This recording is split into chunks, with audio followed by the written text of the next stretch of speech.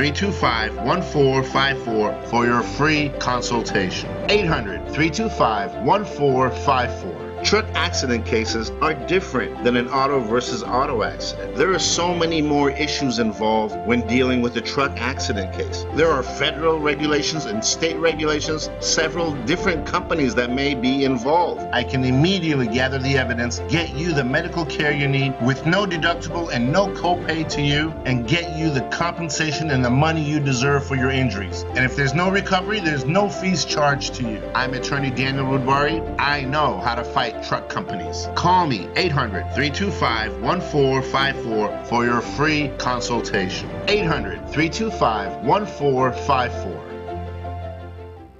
If you're looking for a full or part-time sales position and you have radio, TV, or print media experience, KCAA has a great opportunity waiting for you that pays the highest commissions in the market. KCAA is the only station in the IE that broadcasts on 3 frequencies, so advertisers receive 3 ads for 1 low rate. This makes KCAA a must-buy for every local business. If you're interested in a sales position with us, email CEO@kcaaradio.com.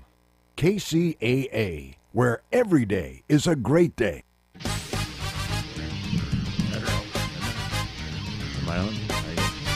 And now, ladies and gentlemen, it's time for the greatest real estate investment show ever. Here's the flip-flop investor himself, Todd Bayer.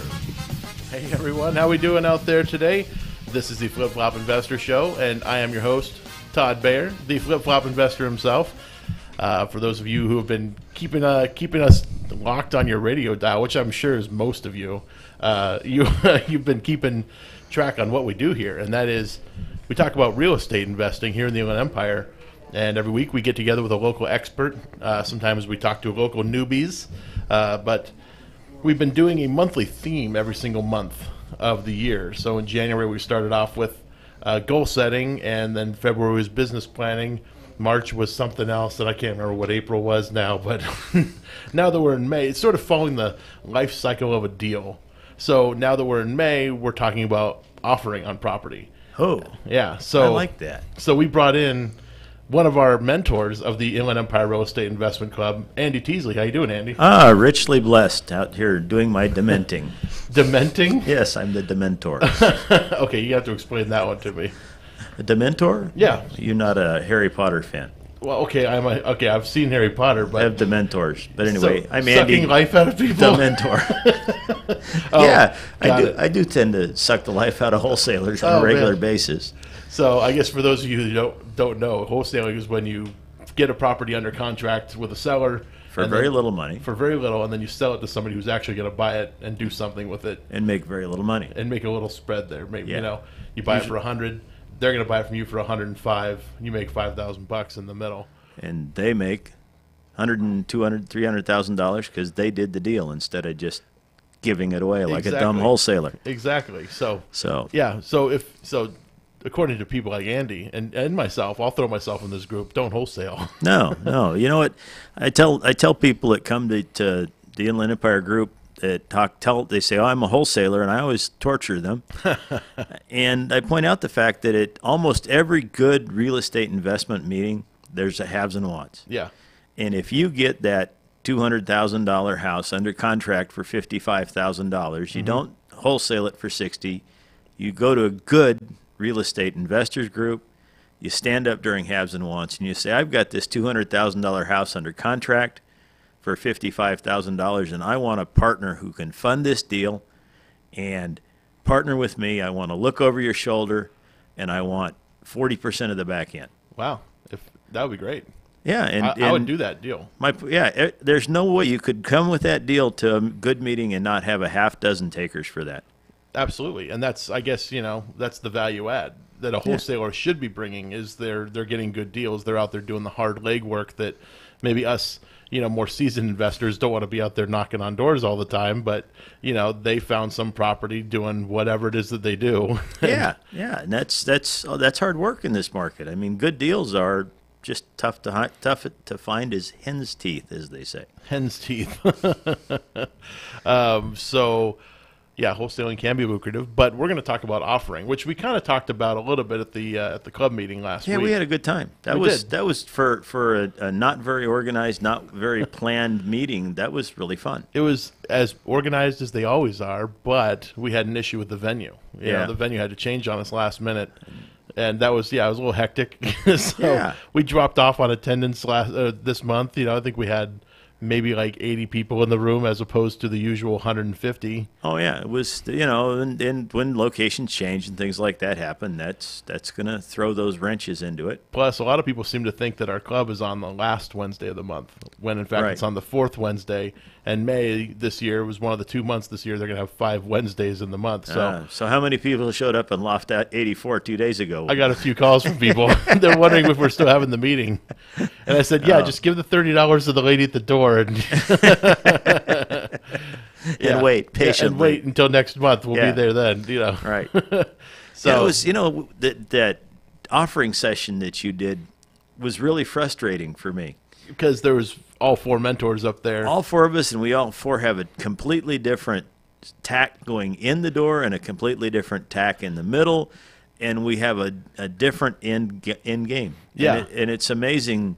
It was frustrating. I appreciate the ones that went in front of me, but I'm sitting here going, these guys are screwing this all up. That's not the way it should be done. Exactly. So and they said the same thing about you, by the way. Probably did, because we all have different goals. Yeah. And one of my educators, Mick Blackwell, is always taught me, and I've always agreed, don't sell a good house. Yeah. I can't think of a house I've sold that I can't look back on now and go, gee, I wish I'd kept that house. Yeah, exactly.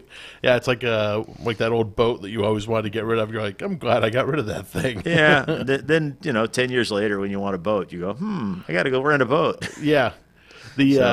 So at that meeting, what we did was, and I guess I'd kind of come to this conclusion in the weeks prior, because we'd been doing the offering session on the radio show each week. So I'd kind of come to the conclusion that it isn't about the offer. The actual offer that you write. The offer itself is, a few minutes of your time of the entire offering process. Absolutely. The entire process is the lead-in. It's the getting to know the person and finding out what it is that they have or what it is that they need, what need they're looking to fulfill.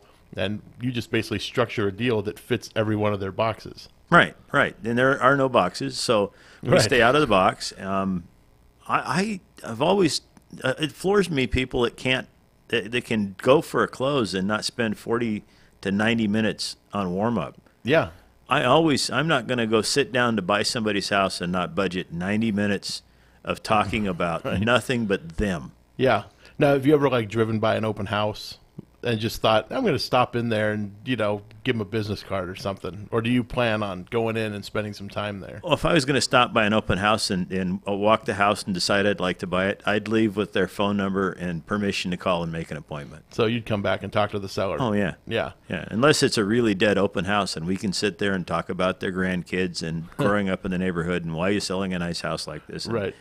And all that warm-up stuff, all that minutia that goes into the process. Yeah, that would have been last week. Memorial Day weekend for those people that decided to do open houses over a holiday weekend. My daughter said ours was pretty good. She said we had about 10 people show up. That's not bad. Not bad for a little in Cathedral City. Okay. So, Cat City still has probably a decent number of the out-of-towners. Yeah, we've got some snowbirds still. Yeah, but they're drying up, I'm sure, at this point. A little bit. It's starting to warm up. Although it looks like it's all washing away on the East Coast right now, so I don't know if I'd leave just yet. Yeah, that's true. So, I guess with offering, it's more of a process. And for you, your process is to go in, get to know the people, find out, all the things that they can tell you about the house and growing up in the home or whatever the case may be. Absolutely. But I'm sure most of the time you're encountering people that have they know what they have a good idea of what they want to do in their mind already. And for most people, I'm sure it's a traditional type of sale. Well, everyone has in their mind what they think they're going to do at the house, and it's just a matter of scaring them away from having that pile of cash on the kitchen table is all part of the process. I mean, we always want to share the story of the uncle with the ne'er-do-well son, who knows dad's got a pile of cash, and every couple of years he comes up with another harebrained scheme and hits his dad up for a loan, quote unquote, of $20,000 or $40,000 for the next chinchilla farm. Yeah, so you want to protect him from his nephew who's got this chinchilla farm idea. Sitting on the back burner. If you don't have a pile of cash on the kitchen table, it's kind of hard to fund the chinchilla farm. When you sold your house and didn't get a pile of cash, you got an income stream. Yeah. And, quite frankly, with what banks are paying right now, who wants a pile of cash?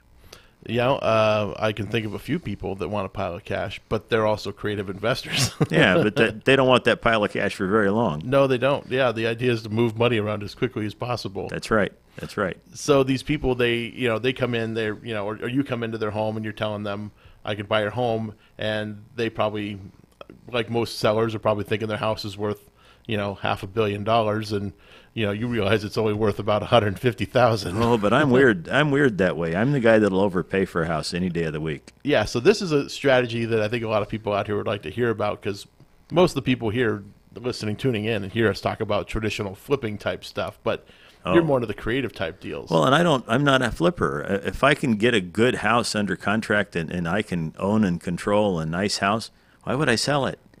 See, that's the information we're here to get. Okay, well, the main question I ask when I'm going to negotiate to buy a house is how much can my tenants afford to pay every month for that house? Mm-hmm.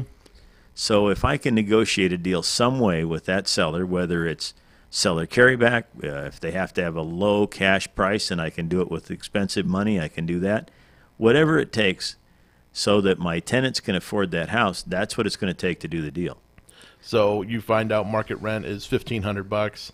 Then you can charge a renter to come in there. Right. If market rent's $1,500, I have to be able to pay for the cash to pay for that house for less than $750 a month.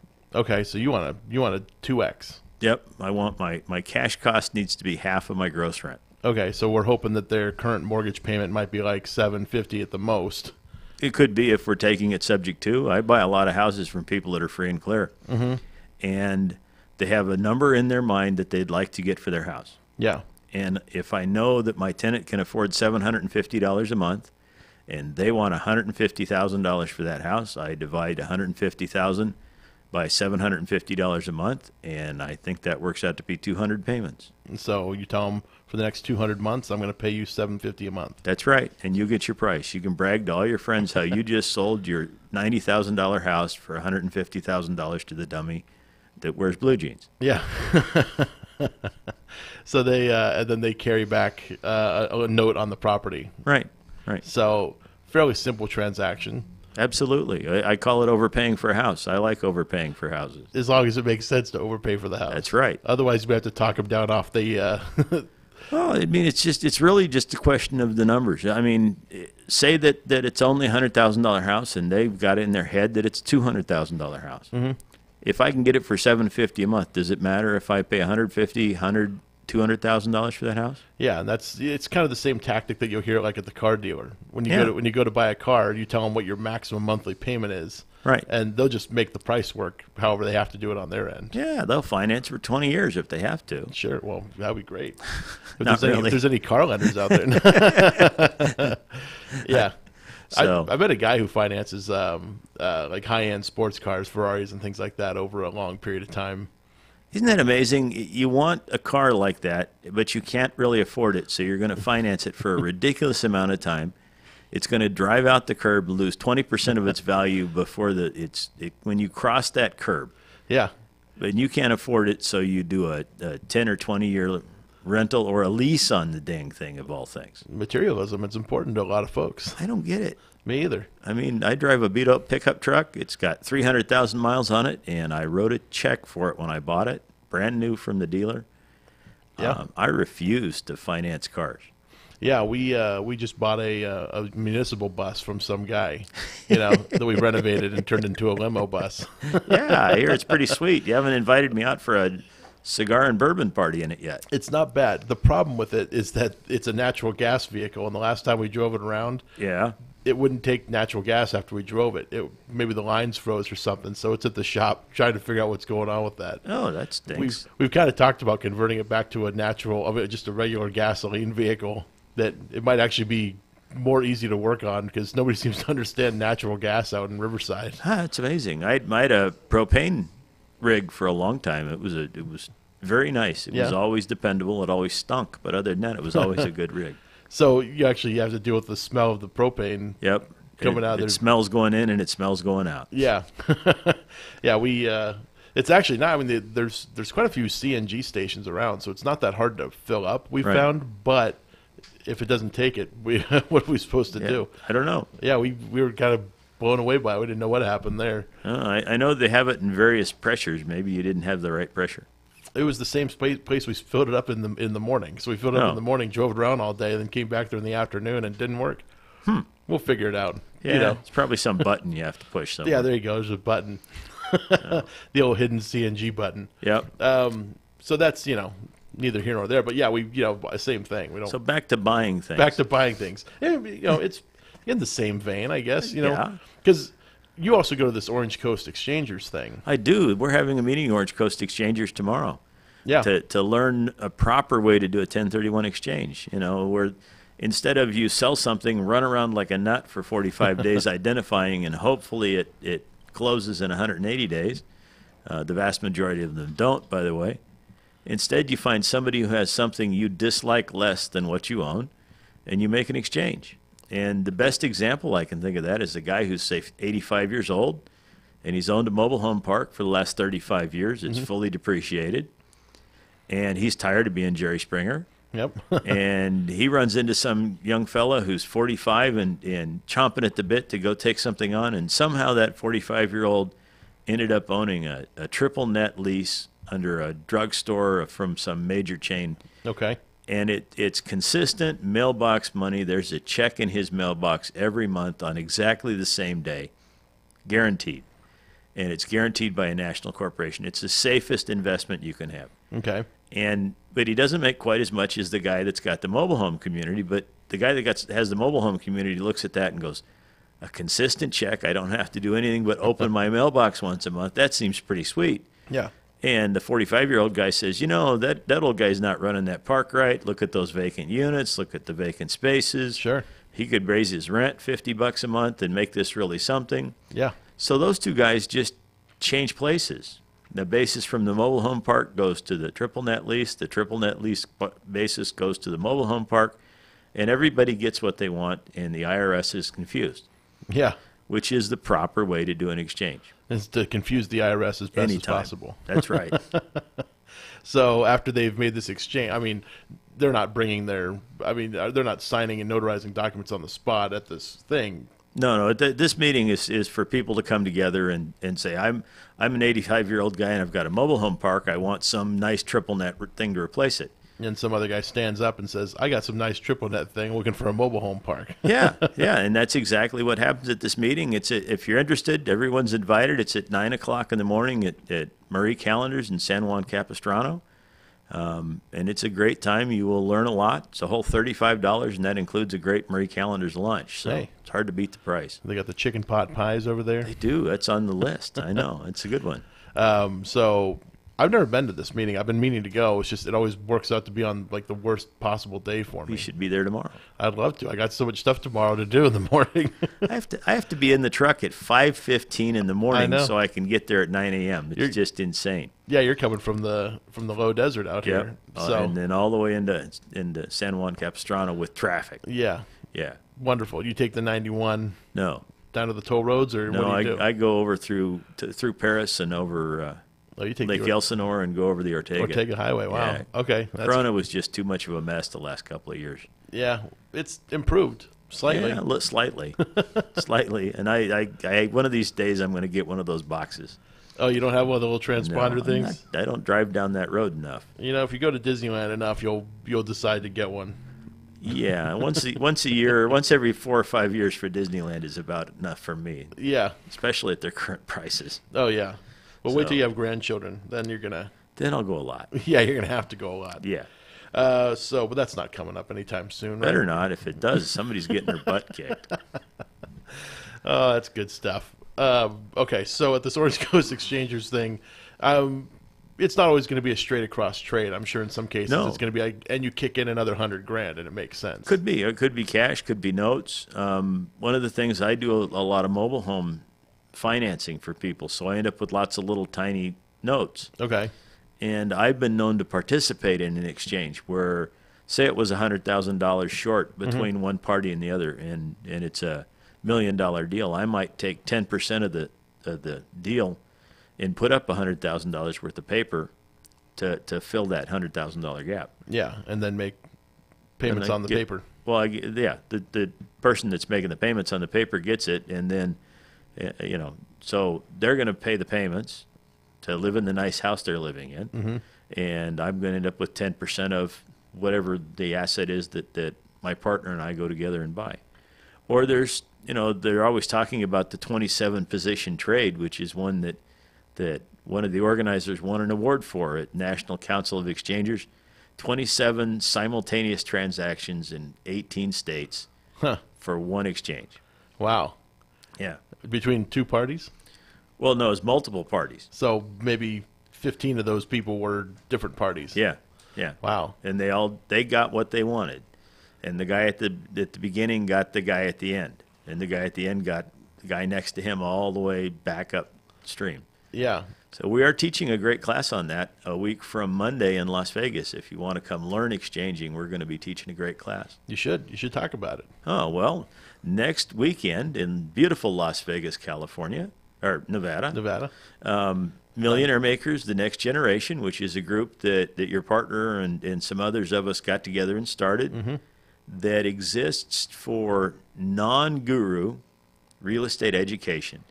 It's for people who want to learn good things that make sense and not give up $50,000 to some national guy who doesn't really do what he preaches, stands in front of the rented car with the model, and brags about how rich he is. So if you go to www.millionairemakers with an S, next gen, just GEN.com, and you can learn about our lineup. On Saturday, we're going to be teaching the financial calculator, which is an essential tool for any real estate investor, followed by a class on how to use your self-directed retirement funds to invest, which is a great way to grow your retirement. Saturday evening, we're going to be doing Cash Flow with Andy, which is the Kiyosaki board game done right. Yep.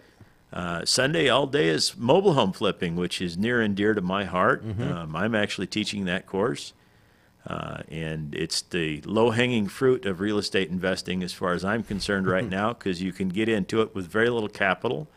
You can make phenomenal returns. I don't know too many other ways that you can get a consistent 50% return on your investment in this market, but this is one way. Sunday night, we're going to be doing a creative finance panel and a discussion and question and answer period.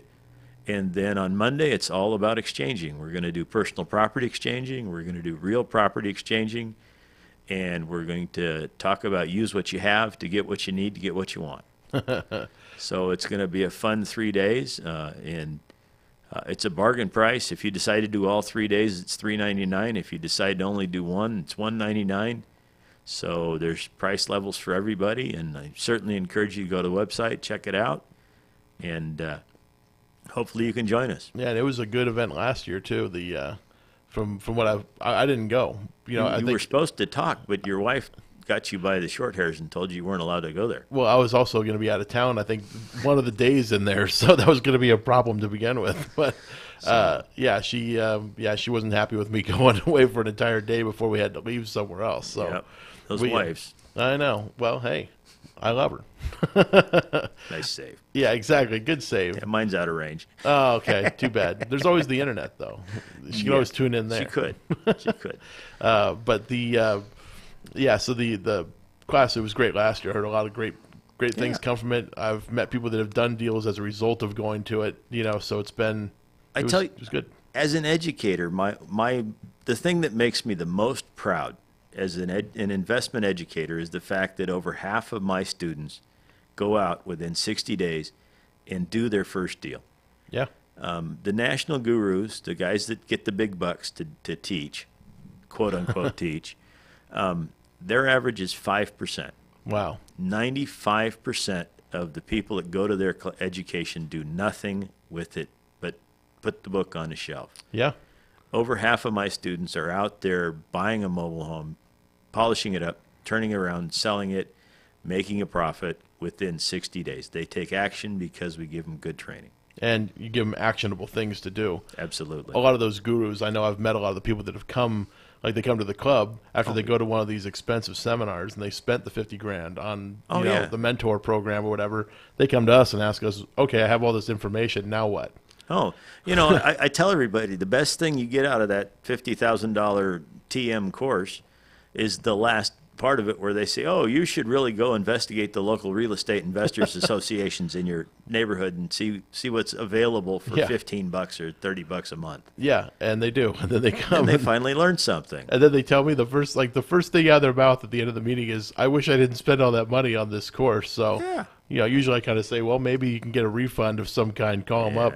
Some of them have been successful getting a portion of their money refunded. Oh, I've never heard any of those lovely stories. Usually it's the other direction. Oh, they make them pay more just for taking the call? Oh, yeah. I would say sell them something else. Oh, you need the mentor. You got to call the guy in the cubicle that answers the phone and has an FAQ screen in front of him. Yeah, that's really handy when you're dealing with these complex buyer and seller questions. Absolutely. So, okay, let's go back to buying a little bit. Sure. Now that we ripped on the investment seminar people. Yeah, the guru seminars enough. We'll go back to buying a little bit. Or offering. That's what we're talking about, offering. Well, isn't buying and offering the same thing? More or less, okay. So we'll stick to buying. But it doesn't have to be buying. It could be master leasing. You could be doing something like that. So let's talk about some of these strategies that you're going to go over in the mastermind thing. You're talking about buying and flipping mobile homes. Sure. Something that's important that I'll take a quick step back is you want to be prepared. Okay. So two people that I respect very dearly, Mike Cantu and Peter Fortunato, both point out the fact that this is a thinking man's game. It's not a running man's game. You're not going to get there by making 1 billion offers and doing it quickly. Sure. You need to take some time and think. So I always encourage people to set aside a space in their reality where they can sit and think. And before you sit down with a prospective seller, have at least 5, 10 or 15 would be better, solutions to improve their situation. Now, on one side of the page is here's your present position. On the other side is here's your potential position. And come up with all those solutions. Is it an owner carryback financing? Is it sell it quick for cash? Is it a master lease with an option? Is it just a rental? Is it an Airbnb? I mean, there are more ways to help a seller out than just make an offer, lowball it, and give them a check and close an escrow. If you think through all those, when you sit down with the seller, after you get done talking about their grandkids for 90 minutes, you'll have a good idea which one of those solutions you came up with is going to work best for them. Sure. And then if you pitch that solution and they say, and you hear no coming out and they're willing to tell you why that won't work, then you've got a backup plan. You knew what your top 1, 2, 3, 4 solutions were that worked best for you and you thought worked best for them. Now you fall back to number 2 or number 4, and you come up with a solution that works for both of you, and then you shake hands and buy their house. Yeah, so you find out that they got a 20-year loan on a Ferrari, and they need to pay this thing off because it's killing them in interest payments. Oh, yeah. Then you say, okay, so we have to give you some cash to pay off your Ferrari. Right. Or find a solution to get rid of the Ferrari if they're okay with that idea. Yeah, they can always throw the Ferrari in with the house, and then I can figure out what to do with the Ferrari with an expensive I would just love to see you driving around a Ferrari trying to get rid of it. I'd have to try to get into it first. Yeah, I think you could probably do it now, I'd have to wash it, though. Wash a Ferrari? Yeah, I don't think, No, you take it to some other guy. He'll wash it for you. Yeah, but that costs money, and I'm too cheap. Well, how much does it cost? What's your hourly rate?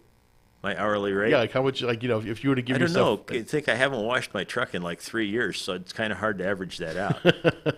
But if you're taking an hour away from your other work, going out finding deals, putting together these creative things, I mean... No, that's true. You got to put a price on your time at some point. It's right. And it's very expensive time, although I managed to find enough of it to accomplish what I need to accomplish. So, but yeah, you're right. If I was, there are a lot of things that I'm guilty of this. This is probably my biggest sin. Yeah, is doing things I shouldn't do. Yeah, okay. Because you were telling me today that you were going to run out and pull some cable before. Oh, I'm thinking, why not pay a guy to do that? You know? Yeah, and I've got guys doing it. They just work quicker when I'm there, and I can't just watch. I'm a lousy supervisor. Okay, so you got to get hands dirty and and yell and scream. And when I was a journeyman electrician, or when I was an apprentice electrician, I used to always wonder why the journeymen were always screaming at us. Mm-hmm. And as I've gotten older and worked with apprentices and laborers, I completely understand. Yeah. Because they're doing it wrong, obviously. Yeah, you tell them how to do it, they do it once, and then they figure they've come up with a better way. And after you've been doing it for 30 years, you probably know the best way. Yeah, so the other way that they're thinking is going to just end up with a conduit full of dirt or something. Yeah, or a bent pedestal, or it's always something nice. that's hard to fix. Yeah, and expensive and time-consuming. Yeah. So offering... To me, it's just a matter of solving someone's problem, and that's really what I like to teach people is come up with a solution that gets them from point A to point B if they really want to be at point B. And obviously, to solve a problem, you have to identify the problem. That's right. Which is where that 90 minutes of your first sit down with the seller comes from. Absolutely, and nobody's going to give a great deal to somebody they don't know. No. That used car salesman is going to act like your best friend. He's not going to give you a good deal. But if you have a good friend that you go drink beer with on Friday nights, and he happens to be a used car salesman, he might give you a decent deal because you guys have some relationship built up. We don't have time to build up a long-term relationship with sellers, but we do have time to build up a relationship with sellers. Sure, some kind of rapport. That's our job. Yeah. And then, because we've talked to like Jim. Jim was on, maybe was it last week or the week before, and we talked about, how he's had people who have come back to him with other houses in the future, and he's ended up buying property from them multiple times. Oh yeah, because of how he treated them on the first one and how well he solved their problem for them on the first one. So it can continue to come back. As long as you're good at it. Well, yeah, as long as you do what you say you're going to do, you honor your agreement. Your word is your bond, and if you tell them they're going to have that $750 check every month on the 1st, and every month on the 29th, you drop it in the mail. Yeah. And if that's what you do, you will do many more deals. You should always be recruiting allies. Yeah, and if for some reason it's going to come to them on the 2nd or the 3rd of that month, you have a good explanation as to why. You're going to give them plenty of notice ahead of time. Yeah, as to why that's it's better to not case. have it happen. Sure. I mean, making payments is something, especially to real people. Yeah. It's not like if you've got the bank loan on your house that's going to Aquin and it belongs to a bunch of investors who each own a millionth of your note, and nobody knows anything, and push comes to shove, you decide to pay the late fee that month. That's not going to hurt you, but when you're buying from a real human being, you can't treat them like a bank. Of course, yeah. So you always have to have. I mean, we had a situation actually just happened today. We're selling a house, and it looks like the lender just went dark on us, which means they're no longer answering the phone calls, which usually means the house ain't selling. They're not getting their financing. So right. I had to inform our investor, who was actually not counting on the money coming in today, but he would definitely he would have liked to have had the money because he has another project he's working on that he'd like to put some of that money towards. Sure.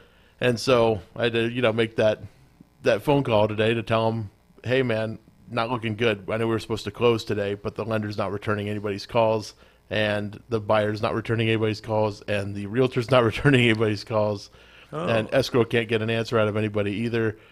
Usually when this happens, it means somebody changed their mind. Yep. So either that, or maybe the buyer made a dumb decision and went out and bought a car over the weekend, and new financing on his credit is going to probably screw it up.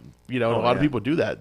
So we don't know what the situation is yet, but at the moment it doesn't look good. But first thing, like bad news for us always has to travel the fastest. So when something that we see as a bad thing is going to happen, we have to tell the investors immediately. Yeah, this is what happened. Likely. Yeah, it looks unlikely that we're going to close tomorrow like we originally had hoped. Right. So we may be looking at another 45 days before we put an escrow with another buyer and close. So ouch. Yeah, it's one of those things. But the investor on the other end says, well, it doesn't really matter to me. I mean, this house is, fixed up. Money. And yeah, he's like, you're going to pay me interest for those next 45 days. So what do I care? And I'm like, well, I don't want to pay you the interest for that. Actually, I joked. I wrote him a text. I said, don't get used to earning this kind of interest because we usually sell them a lot quicker than this. So, yeah. Well, that's okay. Interest ticked up. That usually means people are going to panic and start buying. Yeah. So, I'm confident. This is actually the fifth time we've been in escrow on this property. So, wow. This is a record for us. We've never been in a property this many times that's fallen out. There's noisy neighbors or big dogs or what? We can't figure it out. We're trying to get to the bottom of this because now we have the realtor. We have our realtor up there figuring out what the problem really is. Yeah. Maybe there's something going on at night that we're not seeing. I don't know. So, what did the last four say, or did they talk to you, or they just fall off the planet? They just fell off the planet. I hate buyers that do that. Yeah. So, tell me what you don't like. We'll have a post-mortem with him if we can get him. We can get the guy on the phone. He's not answering, so I don't know what it is. You think when you get to keep his deposit, if he doesn't close, he'd want to call and talk nice and maybe try to get you to release part of it back to him. The last guy didn't care, and he had a per diem on there too, so we even collected not just the deposit, but also additional money on top of it. Because, this is actual money we're paying out in interest on this thing, so, yeah, they locked it up for us for 30 days while we didn't get to close, and yeah, so you always close on the properties you promised to close on, folks. I don't understand. If you negotiate a good deal, close. Yeah, and it appraised no problem. Nothing's wrong with the deal as far as we can tell.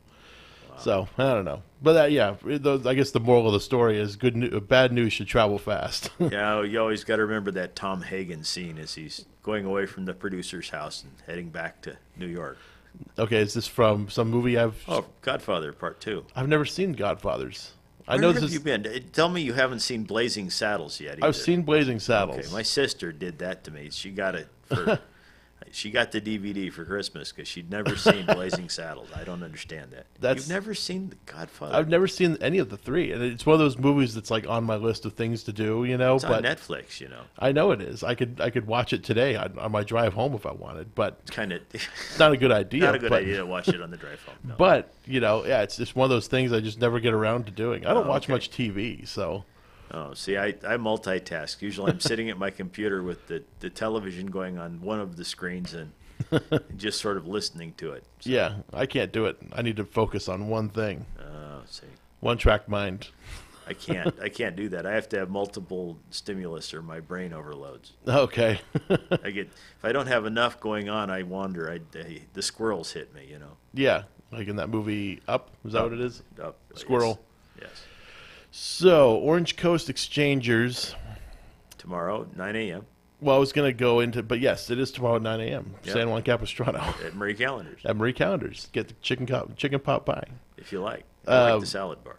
The salad bar is a good choice if you're trying to, maintain weight. Except for the soup, which is really good soup. What do they have? Like clam chowder? Always clam chowder. So, at the Exchangers type meeting, so you're not dealing with, you're kind of dealing with sellers. This is a different world versus like a homeowner who's selling something or a child of that inherited something or something like that.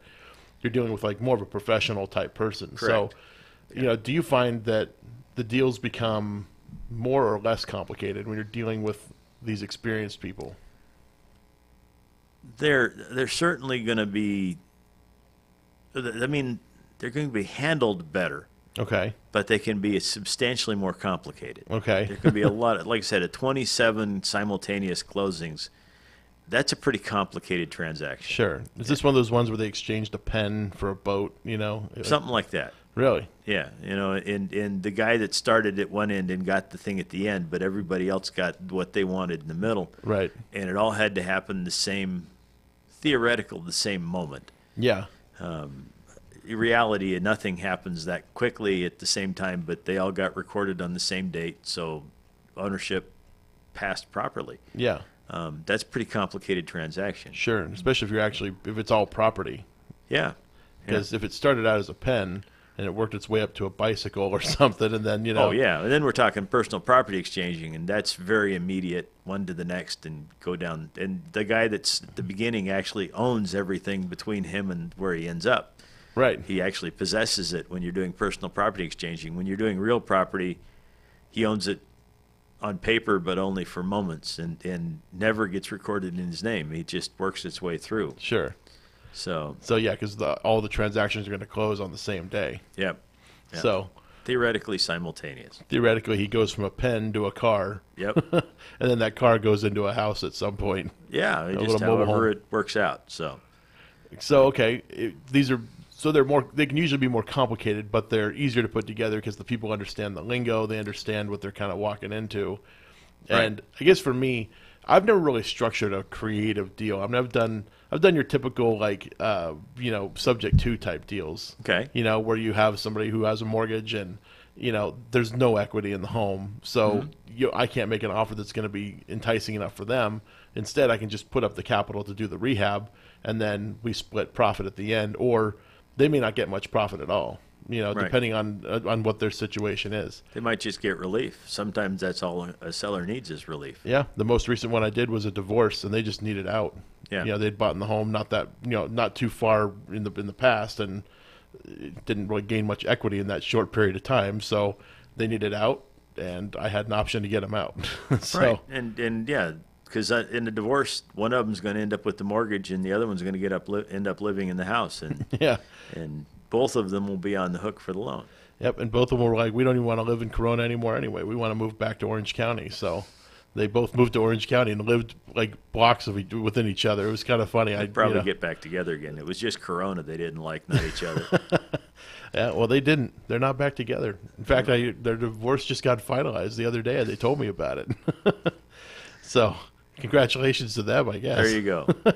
A happy divorce. Yeah, they're happy to be separate now. I have friends that were always the Bickersons. They were just always fighting until they got divorced. Now they're best friends. He never moved out, and they've been the best friends ever since. So is that little piece of paper that divided them? That's it. Made a difference. He'd been in a different room for a long time, and once they were no longer married, then it didn't matter anymore. People are bizarre. Yeah, that's very true. So So let's talk about some of these odd exchanges or purchases you've done with the sellers, with a regular homeowner, or maybe like an inheritance type situation where the kid took over a property because mom and dad passed or something like that. well, I mean, I've done so many different structures. It's kind of hard to pick a favorite. I mean, I like overpaying for a house. Okay. I like when I find a house somebody's had on the market for 6 months or 9 months, and they just can't sell it because it's overpriced, Yeah. and they're in love with the price. So you come in and give them their price. That's right. Don't give them any interest. I give them a payment that my tenant can afford. I did one of these, and it's a great story for encouraging people to come to real estate meetings. Mm-hmm. And you have to remember, this is 2010. The lady had a house for sale for $42,000. It was worth probably $37,000 in the market. Okay. But 42 was her number. And what I was able to do is I gave her $6,000 down and $300 a month for 10 years. Okay. And if you multiply that all out, you'll find it's $42,000, exactly what she wanted. Had a contract that agreed to close in 14 days. I just had one slight problem. I was about $7,000 short of the capital to close the deal. So Okay. I stood up in the haves and wants section of a meeting, and I said, I've got this great 1-bedroom, 1-bath rental house under contract. I need it's $6,000 down and $300 a month for 10 years, and it'll rent for $650 as soon as we go in and clean it. It doesn't need any structural repairs or anything. Okay. I'm looking for $9,000 for half the house. Okay. And I had 4 people that were interested. One of them saw the competition, walked up, handed me a check for $9,000 and said, call me tomorrow, we'll work out the details. Okay. So to me, that's a whole lot sweeter deal than wholesaling. Yeah. And now you have a cash flow. And I have a Section 8 tenant in that house, and very happy with that tenant. He loves the house, and I just realized he's been there 3 years, and I actually finally had to raise his rent $20. Oh, man. Yeah. That must have been a rough day. Oh, I don't raise rents very often, but every 3 years or so you got to ding them a little bit, or they get spoiled. So when you do a rent raise, are you doing on a percentage of what their existing rent was, or are you doing it on basing it on the market rent? Well, I usually try to get about 2%. Okay. Nobody's going to move for 2%. No. So this time I got 20 on a 750, so it's a little more than 2%, but it's been 3 years. So Sure. So he's dodged the bullet for this long. yeah, he's happy. Yeah. So he's now at 770, yeah, but he's got a 1-1, and you're paying $300 a month, so you're at a 470 profit, but you're giving half of that away each month. actually the partner wanted bought out. He had another place to go, and I gave him $15,000 for his half of the house. Okay. So he was happy, I was happy, and it works out. And did you put together another note for the 15, or you just put No, your I money had in? the money laying around. So you for just that put some one. cash in. Yeah. So now it's all yours. So you keep the entire 470 Well, spread. I control it. You control it. Okay. I don't own anything. Okay. Belongs to my grandkids. Got it. Irrevocable trust. That's it. Yeah. Well, I don't think we have enough time to go into irrevocable No, trust that would right be now. that would be a whole hour easy Exactly. on that one. You should put So- that in the mastermind meeting you got coming up. The You'd have to get a good educator for it. Millionaire Makers. Who was talking about? Oh, you know who's good to talk about? Ward Hannigan. Yeah, but he's old. See, that's the problem. He wouldn't qualify for one of the things that Millionaire Makers requires is you need to be under 60 to be an educator for us. So to be the next gen, because he was the original Millionaire Makers, wasn't he? I don't know. He wasn't in the original. The original one was Jack Miller, John Schaub, Pete Fortunato, Jimmy Napier. Okay. And Jimmy's not teaching anymore. Jack's no longer with us. And the only two are left are John and Peter, and they're both getting up there. Yeah. I mean, I'm not going to be surprised sometime in the next, a few years when we find out that Peter's canceled his schedule and he's not teaching anymore. Yeah. It's just at some point, climbing on that airplane just isn't feasible anymore. Right. Well, So, you drive him out. yeah, that's kind of a drag too. Yeah, it is. Or you get like Jimmy. I mean, he's got an aneurysm in his neck and he's stuck at home. He can't. He doesn't. The doctor doesn't want to do surgery, and basically, it's stay home until you die. Yeah. So he's not getting on a plane. No, No. he's not. I mean, he maybe goes into the diner for a little breakfast once a week or so, but other than that, I think he's homebound. Yeah. It's a tough way to live. It is. So these creative type structure. We were talking about irrevocable trust. That's what it was. Yep. Irrevocable trust. That's a nice little vehicle to use if you want to give Asset something to protection, somebody. it's great. Yeah, for asset protection, Yep. and they're free. Well, no, an irrevocable trust isn't free. No, you got to pay money each year to maintain an irrevocable trust. But you're going to have to pay an attorney to do a good one. Well, of course. It's mine was like $3,500, and that's been a lot of years ago. Okay. So they're a very specific vehicle, and it has to be designed for the area where you live, the state you live. Mm-hmm. They're all different state. Every state has a different set of rules, and the rules change. Sure. So you have to make sure it's right the year you did it and establish it that way. It's that complex a structure. So not necessary for most people. Do you have a good attorney you can recommend for that? No. No, he's not around anymore. I don't know where she is. That was a one-time thing. So, Bummer. yeah. Well, there's some good people around. There are some excellent ones. And if you decide that you want to do that structure for asset protection, you need to find a good one that knows how to do irrevocable trust and understands how to do a trust. It's not a living trust. Any LegalZoom can do living trust for you. It's not a property holding trust. I mean, those are simple. Mm-hmm. It's a very complicated vehicle, and it has to be structured right. And like you said, we can do an hour on that pretty easy. Sure. Well, I was going to ask you what would be some of the main reasons somebody would want to do an irrevocable trust. Absolute asset protection. So you just want to have the protection for those assets, or no matter what, are not going to get taken from you in the event of a 'Cause I don't lawsuit own or 'em. something like that. Right. I never have. I didn't. I've controlled them. I control them. I don't own them. Yeah. I didn't create the trust. I didn't fund the trust. I have one function as far as the trust is concerned, and that's to run it as the trustee. Yeah, which is an important role. It is. I learned from one of my mentors when I was a young man that it's much more important to control than to own. Yeah. So that's my goal in life, to own nothing and control everything. So you don't want to have a bunch of property with gold lettering on top. Andy Teasley owns this building. Yeah, no, not my thing. And I don't want the spray tan either. Or the toupee, or the supposed toupee. I don't know. I've seen some wind going on that thing. Yeah. So So you put together these properties. What's some of the more interesting things you've ended up acquiring as part of a? Oh, I got a fun purchase? one on personal property exchanging, which we're going to be talking about at Millionaire Makers in Vegas next weekend. Okay. I buy pack rat mobile homes on a regular basis. Okay. So, and I'm a personal property exchanger. I like trading stuff for stuff. Mm-hmm.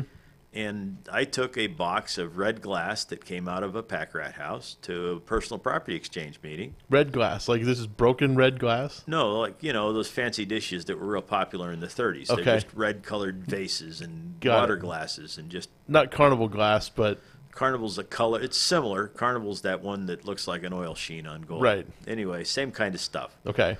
Traded it for cryptocurrency. Okay. And the next day traded cryptocurrency for 2 very nice diamond engagement rings Okay. that went into my wife's sack of rings Okay. for head of state tax as soon as I get home from an exchange meeting. All right. So that was a pretty nice trade. you got 2 engagement rings, but you don't need engagement rings. Are these something you're going to make part of a trade somewhere down the road? Yeah. Yeah. Well, if I ever pry them away from my wife, she likes the sack of jewelry, and that's makes her happy. That's I her let thing. Her have 'em. That's right. That's right. She's probably got 50 engagement rings in that bag. Wow. Yeah. Well, it's stuff I've taken for down payments on property. I've sold a lot of property and taken jewelry for down payments. Really? How do you value something like an engagement ring? If somebody wants me to take it for trade on a hard asset like a piece of real estate or a mobile home, my rule of thumb is I send them to the pawn shop. I tell them, go see what you can pawn it for, and I will credit you 4 times that amount. 4 times? Yeah. Wow. Well, typically a pawn shop will pay 10 cents on the dollar. Okay. So I'm getting it for 40 cents on the dollar. I figure that's good. And I'm getting it in exchange. Yeah. So that's nice. That's a good deal for them anyway. It's a good deal for everybody, quite frankly. Yeah. So 4 times, but 40 cents on the dollar.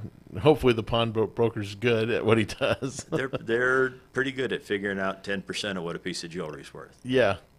I mean, I've been to pawn shops, and they've got a lot of jewelry sitting in the cases, so I wonder how often they really turn this stuff. The stuff in the cases, they sell it, some of it. Most of the stuff they take in, they scrap out. Really? Yeah. So they just melt down the metal and... Save the diamonds, send it into L.A., and take the gold and melt it down. So can you sell loose diamonds? I mean, this is a new world for me. I know this is about real estate, but I'm Sure. I'm just thinking about all the great things I could do with, engagement rings, because... Yeah. There's They trade great. a lot of these divorce, type deals we do. I mean, there's an engagement ring involved in there somewhere. Maybe we If could you make can that get her part to of the throw deal. it in, that's great. It's another hard asset. Sure, it makes So- sense. The pawn shops love them. They take them. If you need quick cash, it's hard to beat having a bag of diamond rings to take to the pawn shop. That's pretty funny. I've never, you never think about stuff like this. At least I never think about stuff like this. Well, that's what those businesses are there for. It's expensive money, but it's easy. Yeah, ease of use. I guess it's Yep. kind of like a CarMax. Yeah. They'll You're give not you. going to get retail, Nope, but you get a quote on the spot. right? You get a check on the spot if you decide to accept it. Yeah, and that's also convenient. I guess that's kind of the business we're in. Yeah. We're doing the same thing. When people want to sell a home for cheap, we'll make them an offer and we'll buy their property, and it'll be a very short. Obviously, it's not going to be on the spot in most cases, but very short period of time in real estate would be like 5 to 10 days. Yeah. And I've been known to buy houses, mobile homes on the spot, walk away with it, handing them a company check and walking away with their title. Yeah, and they got a pink slip right there. They sign it over to you. Yep. That's nice. That's the nice thing about personal property, especially mobile homes, because there's a pink slip. That's it. Makes life very simple. there's- It's all handled by the state. There's at least going to be a 1-day delay with the grant deed. Yep. Takes a bit of time. Yeah. Anyway, want to be sure and invite everybody to please visit www.millionairemakersnextgen.com. If you can join us next weekend, it would be great. I guarantee you will leave with tools that you can use for success, so you can start investing for high yield returns with very little cash. Yeah, and I can recommend this meeting. I think it's a great one for people to go to. The meeting last year anyway, got great reviews, and I think there's some footage coming out on that one pretty soon too. We're finally getting it edited, so the DVDs are going to be out from last year, and he's going to be videotaping this one. Hopefully this year will get put out a little bit faster than than One of my students decided to take it over, so we're finally got something happening. Well, so thank you, great. Paul, for that. Yeah. And I guess for those of you that want to become a real estate investor, get to know some of the local real estate investors, come out to the Inland Empire Real Estate Investment Club. We meet at Loft 84 once a month on the fourth Wednesday of the month. That is the fourth Wednesday, not the last Wednesday. Usually it's the last Wednesday, but it is always the fourth Wednesday. So make sure you check your calendar. And that's from 6 o'clock at night till about 9 o'clock. And then we stay afterwards for some late night deal making, kind of like the Orange Coast Exchangers, but with a little more alcohol. So check out meetup.com for the Inland Empire Real Estate Investment Club. And we will see you all again next week on the Flip Flop Investor Show. Take care, everyone. All right, thanks.